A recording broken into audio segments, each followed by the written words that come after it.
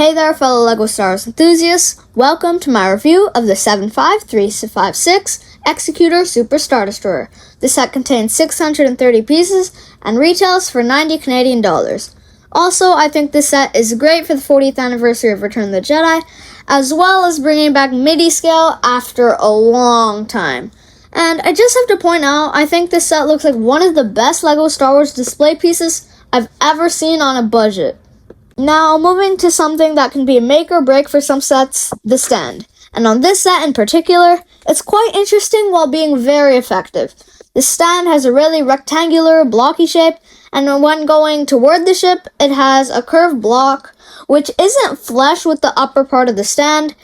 Another thing to mention is, as per the manual, the set looks like this, but on the box, it has a 40th anniversary brick of Return of the Jedi, and although it makes a nice touch, it makes the set feel a little bit unbalanced. But it's nice LEGO gives you the option to swap out the brick for a grill piece. Now, on the other side, some people are saying you can have the brick and put a Darth Vader minifigure on the other side. I personally like that idea, but speaking of minifigures, there's a really good Easter egg inside while building the set, which is the Bounty Hunter meeting. While you can't access this once the set is complete without removing some panels, it's a great Easter egg if you know what it is during the building process. But here is who each stud pairing represents. We have Darth Vader, Boba Fett, Bosk, Zuckuss, Forlarm, Dengar, and IG-88.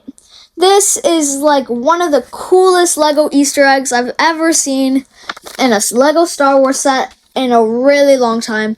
But at the same time, the set is mentioned as a 40th anniversary for Return of the Jedi, but the Bounty Hunter scene is from Empire Strikes Back. Now, going back to the Super Star Destroyer, we have some micro Star Destroyers flanking the Super Star Destroyer on these translucent rod pieces. Pretty strong design, but they can still come off. The micro Star Destroyers themselves are really good at getting the job done with 10 pieces, but just to show you, they are only connected via the rods with no extra support. But it's not really needed to have the extra support, being a display set and not a play set.